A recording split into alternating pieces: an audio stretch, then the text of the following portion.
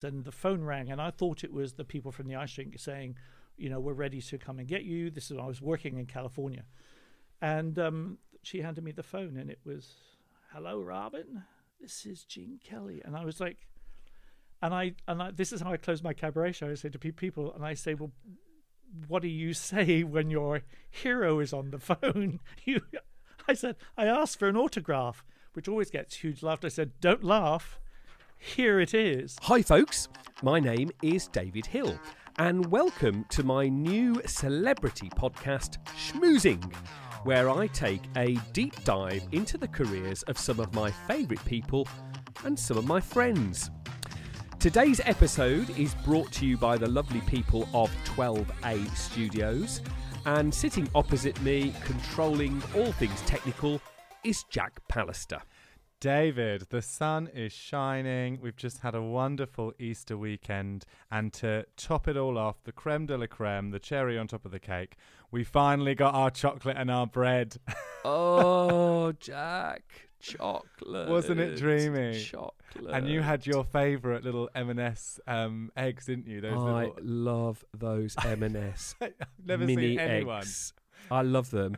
And I should explain to our listeners what I do. As you know, I put them in the freezer and I freeze them, and then they sort of keep me going throughout the day, although I find them very, very moorish. I mean, I could eat the larger bag. I mean, I could actually eat that in one sitting very easily. So it's been great for me. And of course, Jack, you've got to mention that Easter Sunday, first time I've eaten meat. I know. Since the 31st of December last year. Which is incredible. Incredible. Because I know, like, previous to the 1st of January, you ate quite a lot of meat. You're a meat eater. You like meat. So to give it up cold turkey, as it were, no pun intended, is an amazing achievement. And, how was it having it after so long? Was it as you remember?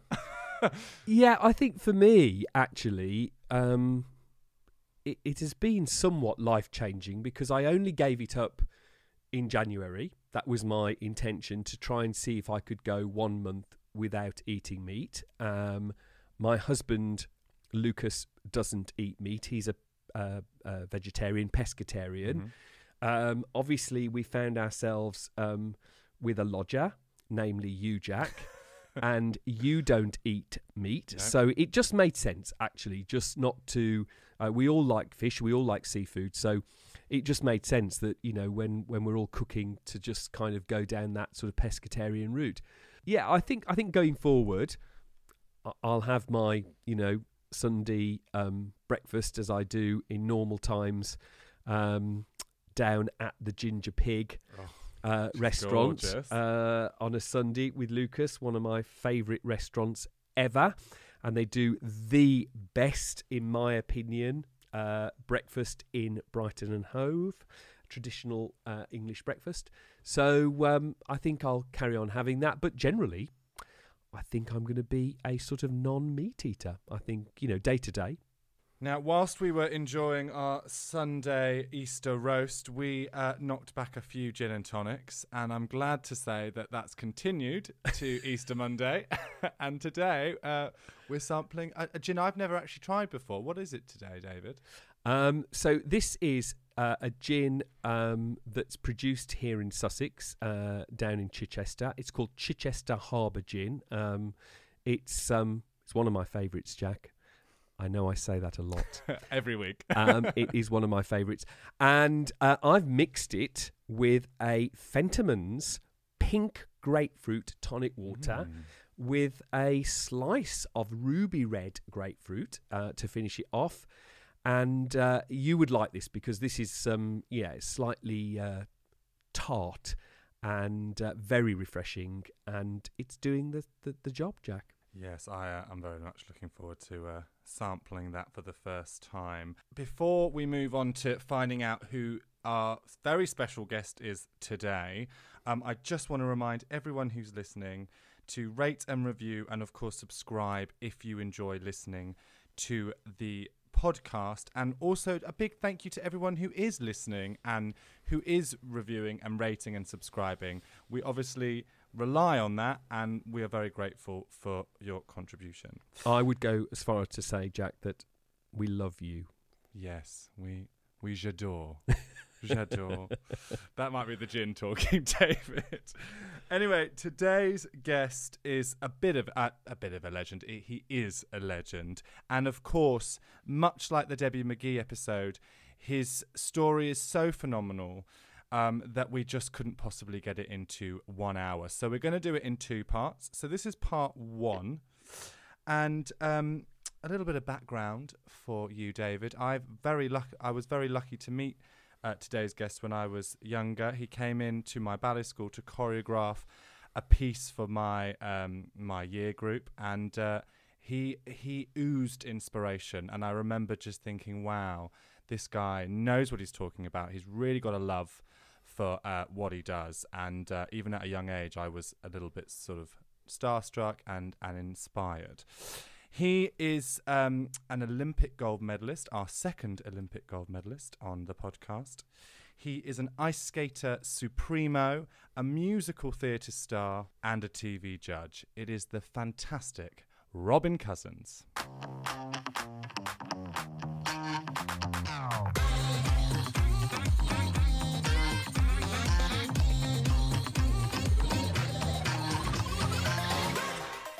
Well, we have actually in the studio today, socially distanced, I should say, all COVID compliant, the wonderful Mr. Robin Cousins. Hello, Robin. Hello there. How are you? Very well, thank you. The sun is shining outside. It's a glorious day. And I'll get my vaccination in a week. So, things are looking continually more positive, shall we say. Let's hope that it continues. Listen, thank you for coming along and agreeing to do this new podcast of mine. I really appreciate it.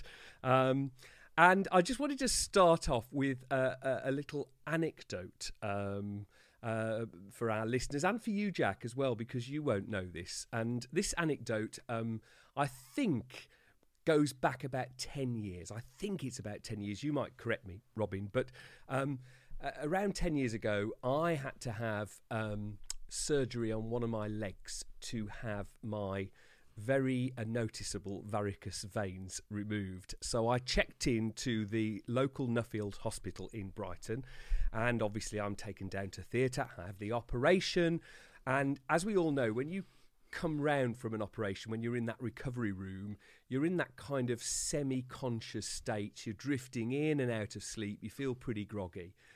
And I think I hear the words, Robin Cousins is coming around. And I drift back into my, state of sleepiness and eventually come round properly in the room still a little groggy.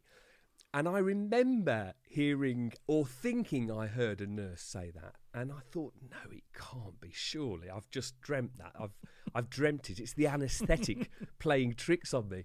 And the nurse came in to check I was okay, Jack. And I said, look, you're going to think I'm very strange when I ask you this question, but I've got to ask it you because it's niggling. It's at the back of my mind, and I can't stop thinking about it. That when I was sort of coming to after the anaesthetic, after the operation, I thought I heard one of your colleagues say, Robin Cousins is coming round. And I just wanted to know, was I dreaming that? Nightmare. And she starts laughing and she says, well, and I could see she was nervous about answering it. And I said, look, before you answer it, I said, I am a friend of Robin's. I said, so I'm not asking it from any other reason than it could be quite weird that we're in the hospital at the same time. And she went, yes, you are right. She said, he's just had knee surgery and he's a few doors down. I said, well, tell him that I'm a few doors up in the Nuffield. And then I got a message back a couple of hours later saying, Robin would request the pleasure of your company for breakfast tomorrow morning in his room. Like that. In his room. So there we were the following day. We did meeting up in the Nuffield. Mm-hmm. What a funny thing to happen. A bit of a nightmare to wake up in here, that I would have thought. I just thought, well, have I been dreaming that? Did that really happen? And there I find myself the next morning sitting in your room, and and you just had some knee surgery. So we're going to hold that thought, because I know that whole knee surgery is a little bit of a theme throughout your life, which I'm sure you will come on to, and we'll kind of come back to that. Just kind of, I suppose, starting at the beginning, really, I wanted to know how you ever got into ice skating, because I think for someone like myself, who was, born and bred in the West Midlands, working class family, it would never have occurred to me to become an ice skater. Yeah, it wasn't my dream or aspirations. My thing back in the day, when on Saturday afternoons, on Sunday afternoons, on what would have then been BBC, or when the football was over, whatever, there was the MGM musical. It was almost a weekly thing, and I used to watch those with my mum, 4, 5, 6 years old, and I wanted to do what he's doing, and that was Gene Kelly. I loved that flying through the air, the dance. I didn't know what it was or what form per se, and I wanted dancing lessons. And my mother's reaction was, how do I ask his football mad dad, my husband, tell him that his son wants dancing lessons? But then here's a very odd one. My father had been an apprentice at Millwall Football Club before the war. He was the goalkeeper. And Millwall at the time were one of the first highest level teams to bring in a ballet dancer to help them stretch and to help them keep fit and not get injured. And my dad's answer to my mother was, if it was good enough for Millwall, it was good enough for his son. And that's how I got to start dancing. And I wanted to be Gene Kelly. So I did dancing classes, which I didn't particularly like, because I am a singular person who does singular things. In as much as my dad was a team sports player, my brothers were into team sports.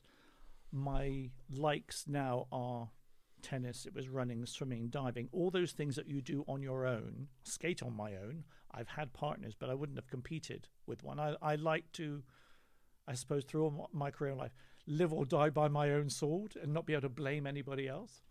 And I know from team people and whoever that's not how it works. You always work as a team, but I've always been drawn to that. So I would like to run as fast as I can in my own time.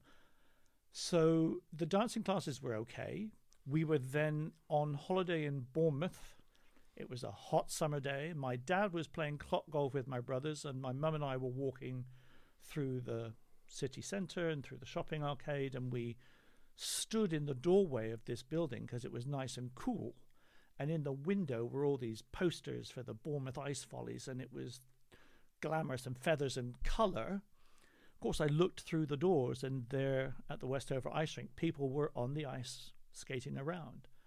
And I just walked through the door. My mother followed me in. It was nice and cool, so we're standing. Cool.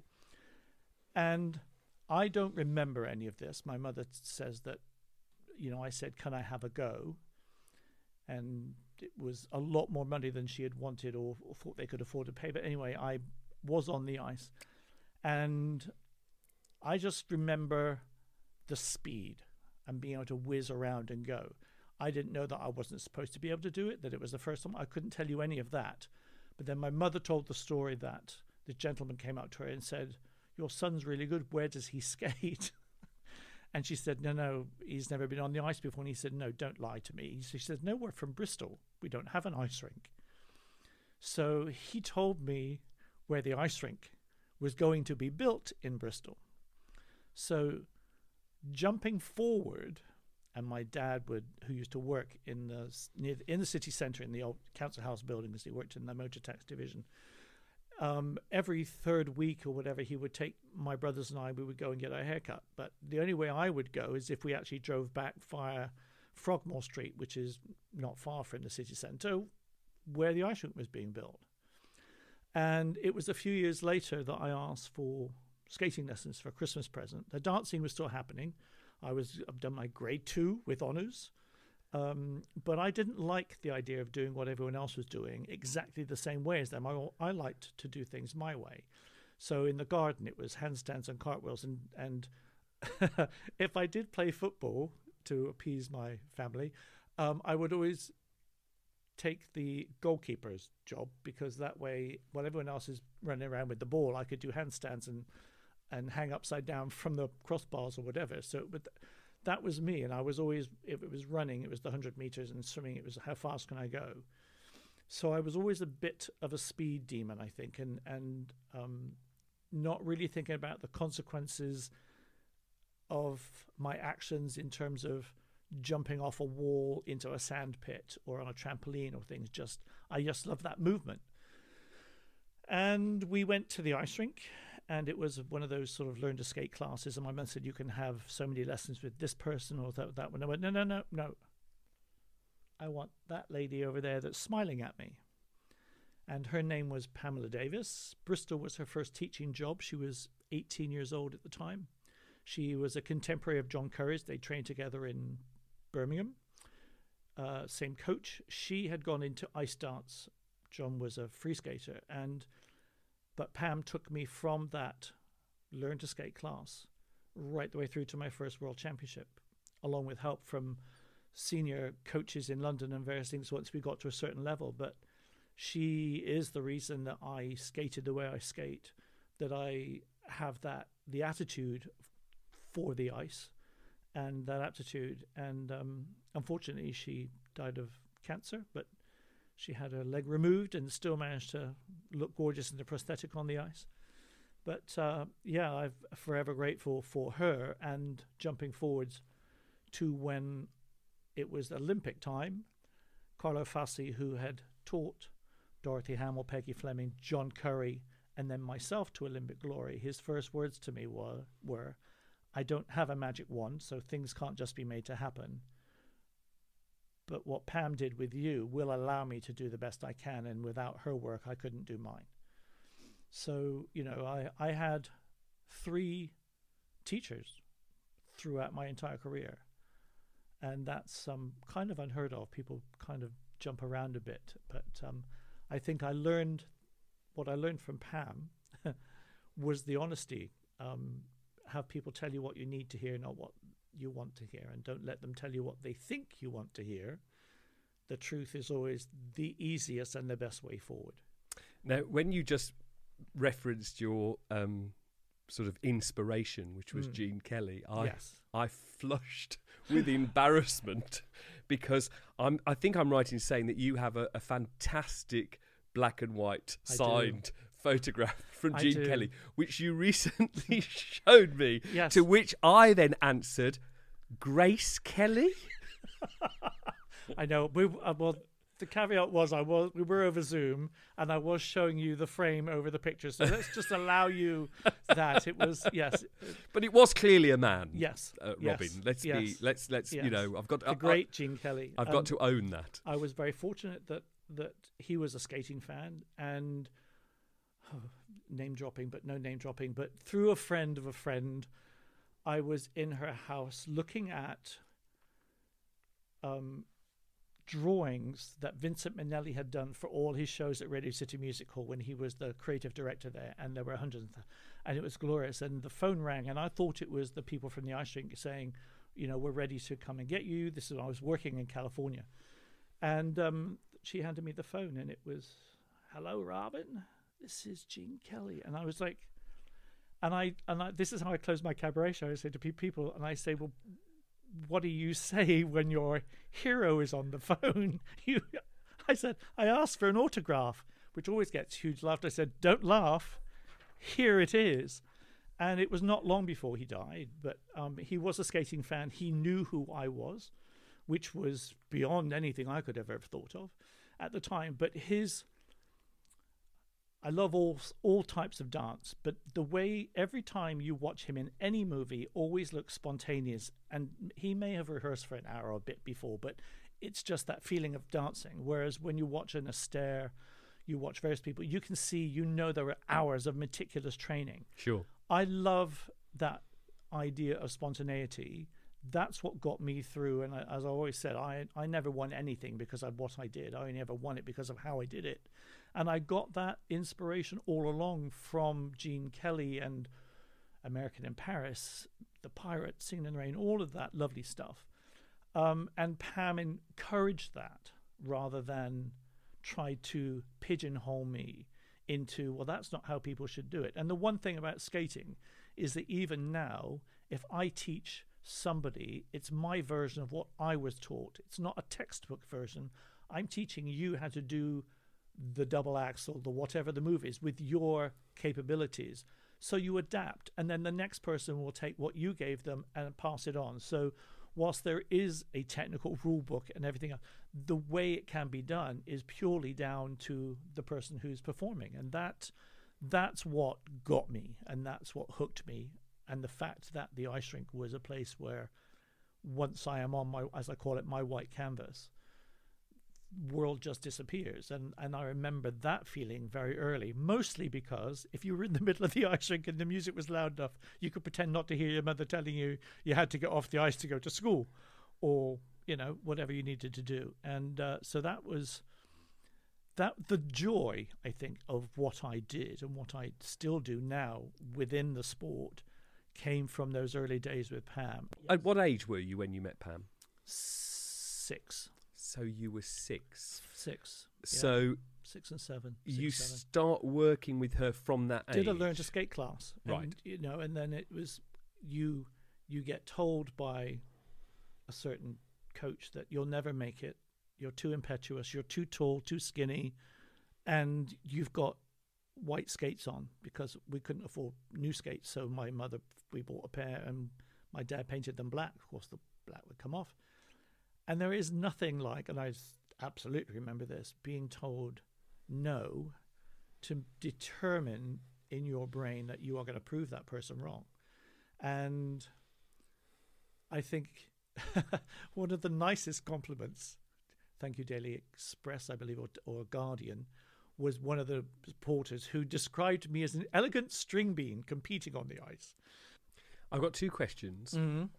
One is, I suppose, at what age, if you started with Pam at 6, at what age did you think, do you know what, this is something I really, really want to do, and I want to do it, and I want to take it as far as I can possibly go? And the second part of that question is, I suppose, when did you realise that you had something special, or when did someone else recognise in you that you had something special? So I'm going to answer part 2 first. Yep. Because what made Pam unique was, as I mentioned earlier, you teach the person with their personality. She made every single one of her students feel special. We all had something to offer the other one didn't. We all had good, bad, and indifferent qualities, which she made us all look at and we were all aware of. And again, at that age, and I'm now going to say 10, 11, 12, when I was then competing, of course, then it comes to the fact that, I was second in Birmingham, I was third in Southampton, don't tell anybody there was only 3 people in it. I was on the podium, I've got a medal, and then you were winning things. The downside of that was then teacher and parents made you take those things to school and show them off, which I hated doing, because I do like to blend in as much as possible until the spotlight is on, until I'm on the ice, because something has to happen to you that makes it special. If you're like that all the time, then it's not unique for an audience that are watching you or whatever. So that was always the difficult thing, but it was the understanding that, as one of the reasons Pam at the time had 3 or 4 boys that were competing nationally, was that there weren't that many of us. So she wanted to have the boys. Everybody had girls on the ice. That wasn't the thing. I want boys at a competition. And then in 1969, I won my first national title in Billingham at the Fordham, outside Newcastle, in the Novice Championships. Then 1972, back in the same venue with the British Junior Championships. And at that point, the Junior Championships were held in the spring, and the Senior Championships were held in December in Richmond Ice Rink in London. So in 1972, as a junior, I competed internationally for the first time that summer in Saint-Gervais, France, at an international, which took place on an outdoor ice rink. And then that winter, I was a senior for the first time, and was somebody who used to whenever little tours or club carnivals came to the ice, it was stepping on the ice in Bristol as a, what was I, 12, 13, 14, to suddenly then be on a training rink in London with John Curry. Thinking, hang on a minute, this isn't right. It was myself, John Curry, Michael Fish, competing, and I was on the podium. I was third. There were only the three of us, but I was third place in that championship, in the British Championship, and things moved very quickly. So you have two choices. It's the sink or swim. And I've always maintained that sometimes if you don't know too much, it's much easier to do the thing. So we didn't have diet, we didn't have issue. There was nothing around. It was just you and a coach and your folks. And it was step on the ice, do the job the best you can because you're as prepared as you can be, and whatever. So there were events when you win that you think, oh, I probably thought maybe I was going to be third or fourth. There are events when you're third or fourth when you think I should have been on a podium, and it happens across the world with everybody. It's a judged sport. It's how it is.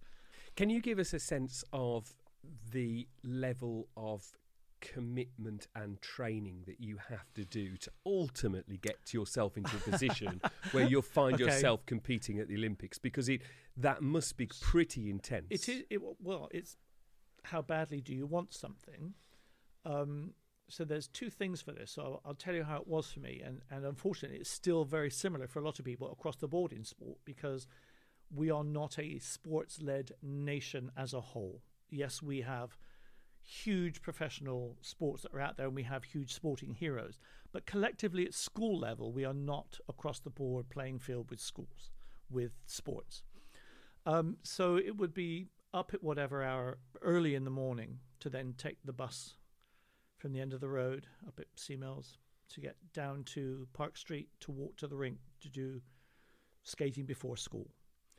I would get sports lessons off, or some afternoons off early, or whatever it would need to be to do what I needed to do. And then sometimes there would be after school on a Saturday.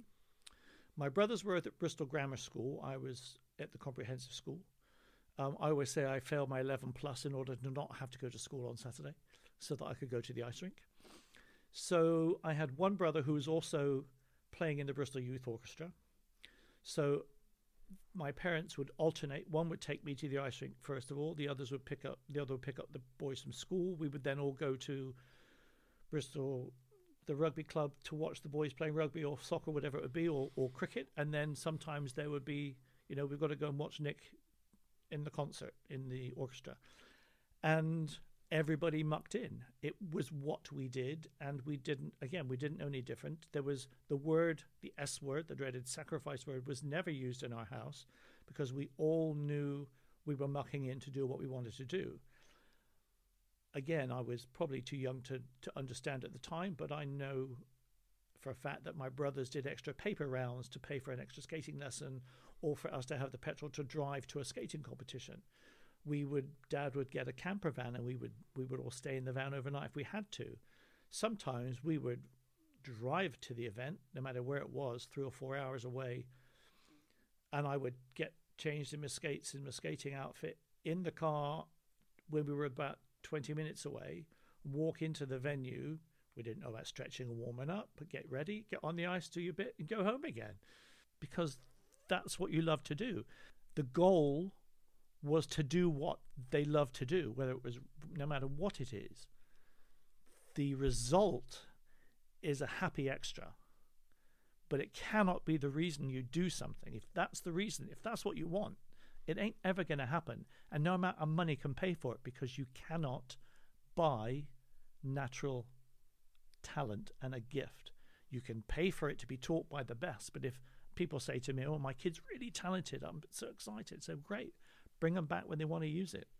Because as talented as they want to be, I'd rather work with a kid who doesn't have the talent but has the aptitude to want to learn it. Sure.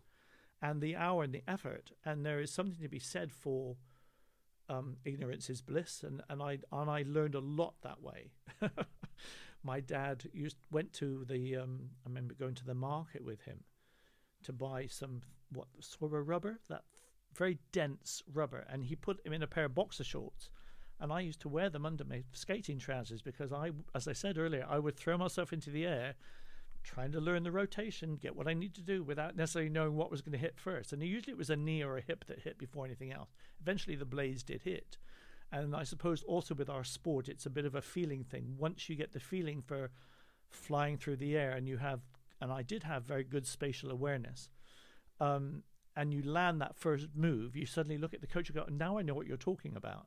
You're giving me all this technical thing, and I need to bring my arm through, my knee needs to come through straight, and I need to be on the edge. But until you feel it, again, it's not like dance where you are learning a technique. You're learning your version of it. So that thrill of landing the first triple jump, although I remember it being 6:45 in the Sunday morning at Bristol Ice Rink, and then couldn't wait for my friends to come in and the mum to say, look what I'm doing, I've done my first triple. So you have just painted a picture of, well, I suppose you've answered a couple of my questions actually, because I think you clearly had very supportive parents. Family, yes. Family. And it sounds to me like you had a happy childhood. It was great. Again, I didn't know any better. People, you missed out on your childhood, you didn't do, and I'm thinking, but I was doing what I love to do with other like-minded people. To me, it didn't matter what level we were all mates having a lovely time. Again, how my career and my life would have panned out if Pam hadn't been that choice that day, I'm sure people say it would have been the same, but it would have had a different look and a different feel about it. And my mother's caveat was always the same. They paid the coach to understand, to know, and to trust that what she was teaching me was right. All they needed to know was that I was using the time correctly, that I was going in the right direction, as my mother said, and coming off the ice the way you went on, and that's in one piece. Which then brings me to another statement that I make all the time to students, is that you must and have to make as many mistakes as possible. Just try your best not to make the same mistake a second time. Learn from them. Not ownership. That's a new word, ownership. Own what your actions are. And I suppose where that really had to come into play was because my birthday is in August. I was the final year where you were allowed to leave school aged 15. And I was on the international squad. I was having to travel to London 2 days a week for training. And it was that moment where you go, parents sit down and you see, I could leave school. I could concentrate right now on what I needed to do and decide, because the 15, 16, 17 were going to be the formative years in, is this going to happen or not for this boy? There was a potential. There were medals already internationally. I was coming up on the possibility of an Olympics in '76 with John Curry, which I was the number 2, but it was like, okay, I was quite a way behind. But again, the learning experience. And the headmaster at then Henbury Comprehensive School was the one who said, it's absolutely the right choice. You have to go. And there were 1 or 2 teachers who thought it was ridiculous. Couldn't understand, why aren't we doing this? Why are you throwing your career away? But that at that time was my career. So then it was that, okay, you're going to move to London. And I was in a £9.20 a week bedsit in back of Camden Hill Gardens at the time that Notting Hill was not a name that anybody wanted to mention out loud. Not a fashionable area. Ooh. And I was skating at Queensway. And I would get up at 4:30, 5 o'clock. We'd be on the ice at 5. And we'd skate from 5 to 5:30 till on and off till 9. And depending whether the public session was busy, we could do a little bit more. Then there was a patch at lunchtime. And then as soon as I took my skates off, I walked down Queensway to Whiteley's department store, where I stocked shelves and I did odd jobs and did whatever I could, because most of the skaters were either working at William Hill or at the pub, but I was still underage. So I worked at Whiteley's, and that's when you find out how badly you want something. You've got a Bunsen burner and a wind-up record player that we bought secondhand somewhere, and a wash basin, and I'm pretty sure the room that I was in was a converted cupboard, closet, something. But it didn't matter. It was my little space, and it was my haven. But it's what we could afford, and it's what I had to have in order to be able to do what I wanted. And I would go home, whatever hour, and crash, and do it all again the following day.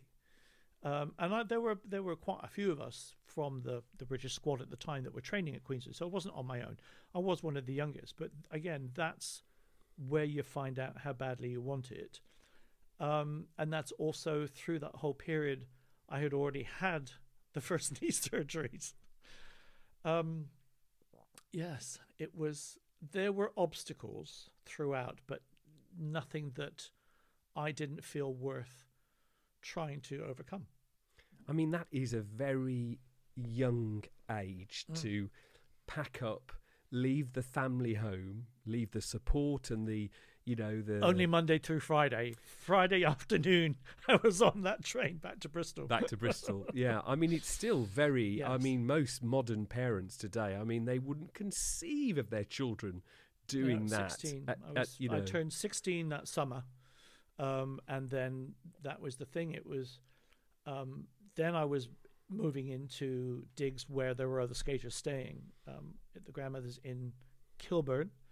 And we would come in collectively. The bedsit was hated it, but I did befriend some people at the rink, and there was one lady who was a recreational skater, and she used to watch us all skate and was very friendly, and she is probably my best friend today, and she was the one who introduced me to different styles of music. And it sounds odd now. I had to do a skating exhibition, and I was talking to Trish about music, and I said, I really like this song. I really heard it. She said, well, if it speaks to you, you like it, why not? There's such rigidity in what you have to do when you compete. Why not? There's no rules. Do what you want. And I remember playing this music, and Gladys Hogg, who was the skating coach that I had moved on to at that time now in London, who was a doyenne of British skating, who had had multiple world and Olympic medalists and had been a medalist herself in rollers and figure skating. You never said, she looked at me and said, bloody music is awful. Who is this bloke? He sounds terrible. It was Gladys Knight and the Pips, and I was skating to help me make it through the night. And it was, you look back now and you go, what a great song. But at the time, I suppose it wasn't what you were supposed to do. And that was me. I again, through listening to other people and have them saying to me, if it speaks to you, if you like it, try it. If it doesn't work, you can find something else. But I loved that piece of music, and I've always been drawn to story music. And now that you can compete with lyrics internationally, it's like my pet peeve when I can tell you those Eastern Europeans have not translated those English lyrics, because they wouldn't be smiling right now and looking at each other lovey-dovey if they knew what this song was about. And that happens all the time, because the lyric adds another layer to the performance. You can't ignore what's being sung about. So, music and that whole thing. But Queensway was a formative time for me in terms of growing up and having to grow up quite quickly. Conforming to what I needed to do in order to then hit that international circuit, to feel that I had something to offer, which people were noticing and they were talking about in various skating. It wasn't blogs at the time, but when skating was covered by all of the newspapers, and various scribes. John was coming through to the height of what we thought, or what British skating was hoping he would achieve. And of course, then I was tagging alongside, watching. Certainly wasn't part of it, and he knew I existed. I knew he existed, but there was no. John was not a speaker. It was just a hello, how are you?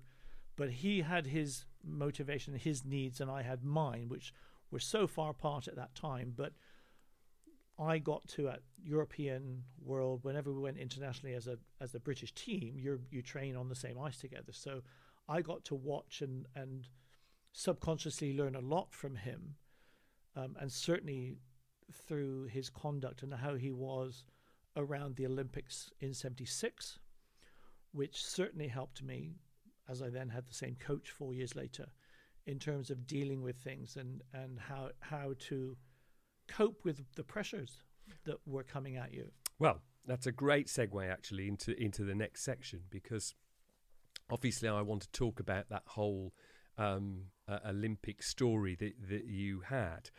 And I just want to contextualise this section of the interview, because what happens, Robin, with these podcasts, and I'm on a learning curve with doing these as well, and I think you're number five of my interviews, so I'm learning. But one thing that happens at the beginning is that Jack, who you've met, who's controlling all things technical, gives me, 55,000 sheets of research. He does your research for you. He does my research for me. He prepares the research for me. Yes. Which I have to do. So, but what I did yesterday afternoon, I just allotted the afternoon. I'd done the research. I'd got my notes, and obviously I've got the massive added advantage of knowing you for years and years.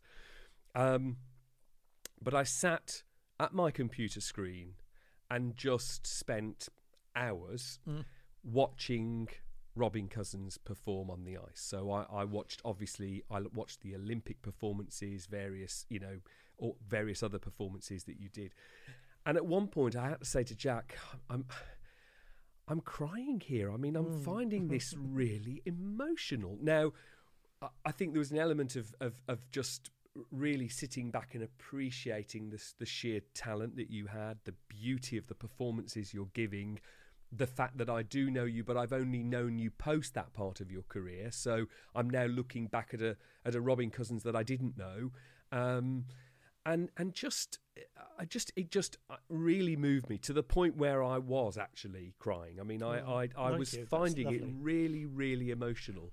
And actually put it into context for me, because I thought, you can do all the research, you can read what you want, you can do all your notes, you can go onto Wikipedia, you can go onto the websites, but this is what the interview's about. It's what's on this screen right now. And I also, I have to say, watched your performance in Dancing on Ice, which, and I didn't know this, but I could tell from the link that came afterwards from Philip Schofield, because his exact words were, it's only taken us 7 years to get him onto the ice. And it was absolutely incredible. I called Jack over and I said, look at this. This is Robin now. I mean, not now, but this is Robin, this is Robin when I kind of got to know him. And it's incredible. Thank you. That's lovely. And I think what's nice for me is that people who don't know me will know exactly who I am by watching me perform, the same way as I knew exactly what Gene Kelly was feeling when he was dancing and performing. I know we're all acting, we're all having to do, but you cannot fake sincerity and heart. And I think, again, it goes back to, it's why are you doing this? So what's the reason for it? And the Dancing Ice performance, yes, they had said, "Oh, we need to come. You need to go on the ice."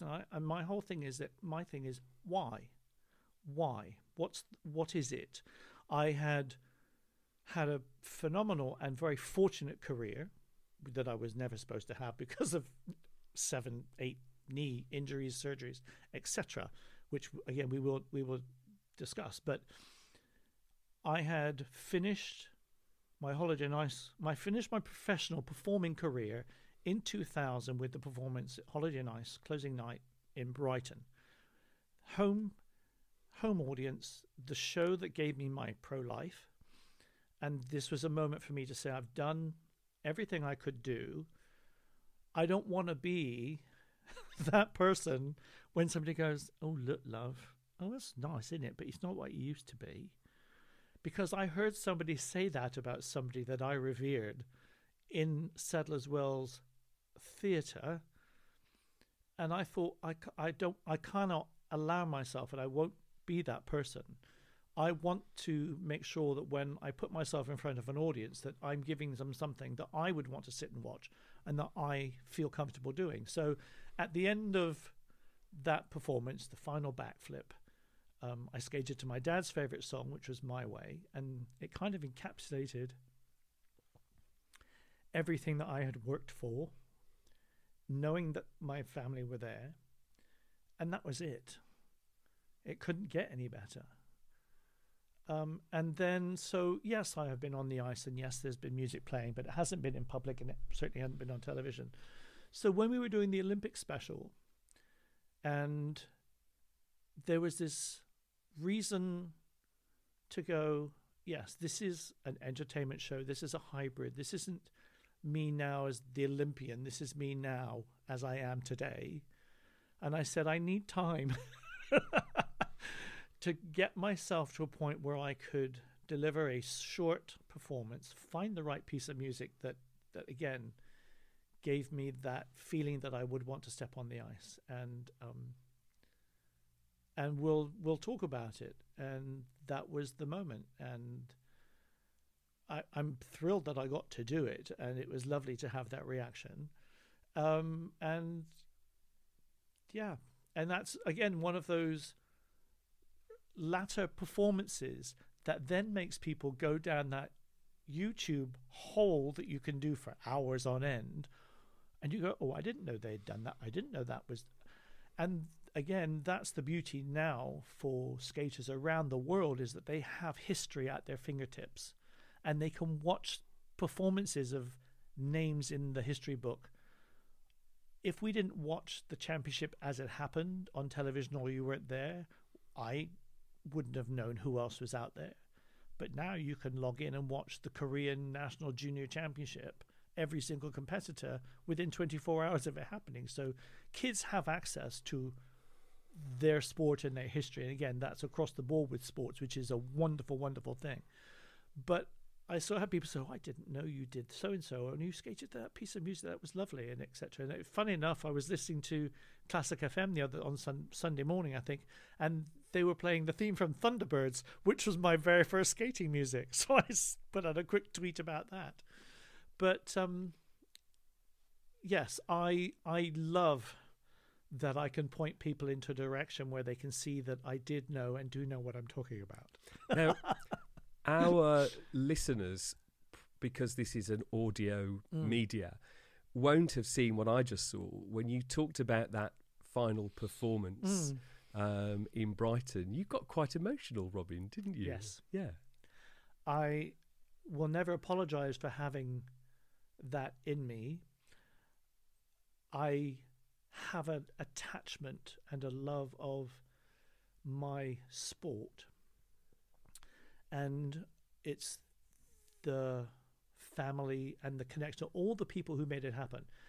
And there's a fantastic photograph that I have, and people always say, what's your greatest memory of the Olympics? And I say, standing on the podium and seeing the opposite of what everyone else is looking at. And by that I mean, you're on the podium, I'm clutching the medal, and the flag is going up as the national anthem is being played. It is an incredible moment. And everybody's looking at you, and the cameras are on you. Somebody sent me a photograph that they took from behind. And over my shoulder, you can see in the photograph what I'm looking at. And that was mum, dad, brother, coaches, team leader. Without any of those people, I would not have been there. No. And that is never going anywhere. No, it's so lovely, and it's so it's wonderful. We haven't had this moment on the podcast yet, and it's just a wonderful moment, and it's and I hope our listeners listening to this really get the sense of the emotion that you have. I think it's important to always reference what got you where you get. Yeah. Good, bad, and indifferent. And as I say, it's about ownership. And there was something that happened in the Olympic performance because it wasn't perfect. No. And I skated first of the final 8 performers. I then finished, got the scores. They were great. I was like, yeah, but there's that little thing that didn't quite work. But I took my skates off. My fate was over. It was done. And I went into the adjoining ice rink to watch a training session because I didn't want to and could not watch my competition. And to this day, I couldn't tell you what they did or didn't do, because the next thing I remember was my brother Nick, who had been in the commentary box. I don't know how he got there. He was over at Alan Weeks' shoulder, and he'd seen everything come up, and someone had shouted, you know, where's Rob? And Nick said, oh, I don't know. And someone said, oh, he's in the training. I just saw him. I think he's in the training rink. So my brother found me in the training rink, and he said, come on, they're waiting for you. And we were walking back in the vomitory between the two rinks when my brother suddenly realized that I did not know I had won. He told me. Wow. Yeah. I want to take you back to that moment because it's really fascinating for me, because our first guest, as you know, and again, one of our Sussex neighbours, was Olympic gold medalist Sally Gunnell, yeah. who's a lovely, lovely lady. And I've known Sally for, 7 or 8 years. But what was interesting about talking to her was that when she won the gold medal for the 400-metre hurdles in Barcelona, she describes that race as one of only 2 races of her life. She said, she tried to convey that she almost couldn't tell you what happened in the race because she was in that zone. Mm-hmm. And everything was right. All of the, she was using technical language when she was, talking to me by Zoom in terms of her stride and all of that stuff. She said it was, and actually she said, in terms of my memories of the Olympics, I can only really remember what happened after the race, from being, and she talks actually about being put in a room with her competitors who hate her because she's now got the gold medal. Yes. But I think what was interesting, with your story is that, and you just alluded to it, is that you do this triple loop, and I hope I've got that correct. That you do terminology. Yeah. And it doesn't. It looks like it doesn't quite land properly. Over rotates. You over rotate, Robin. I was just about to say I did that. Too many. I was almost ready for the quad. And you beat me to it. You over rotated. Yeah. And and so that happens in that routine. And I'm just fascinated to know then what goes through your mind at that point when you are up for a gold medal in the Olympics and you have the world watching you at that I will point. tell you, you have 2 choices. You spend it was a 5-minute routine. And this was in the first, let's say it was in the first 45 seconds to a minute. You can spend 4 minutes thinking about that first minute, or spend 4 minutes making people forget that first minute. And of course the judges aren't ridiculous, aren't stupid, but I had spent my life training to be an overall performer. I wasn't the technician. I wasn't the person who jumped but didn't do spins. I had a bit of everything. And I was in front of a crowd that were incredibly supportive of me. I think in the day off, the American press had alluded to the fact the American couldn't win, but it was going to be the Brit or the German or whatever. So, and I was training in America. The Americans were phenomenally supportive. And so I felt that in the crowd. I felt just buoyant in as much as you've cocked that up. So nothing else can go wrong. Everything else has got to be even better. So again, you do what you need to do. Now, I'm going to jump forward because, yes, as Sally alluded to, you got the press conference. You don't really remember much. I didn't even know about the tripping up the podium. But, of course, that was the photograph that was on the front pages the following day. But, of course, the Americans couldn't just do a first, second, and a third. They had to do third, second, and then first had to be much higher, so there had to be an extra step. So, of course, you go to step, and, of course, your toe pick catches. It doesn't matter. All I felt was that I just wanted the world to stop so I could figure out what had gone on for a minute and absorb that. Then you're taken into a room that's probably the size of these two tables pushed together. There's a camera in a wall, and you're talking back to London and the BBC, whoever it was. You've done your interviews here.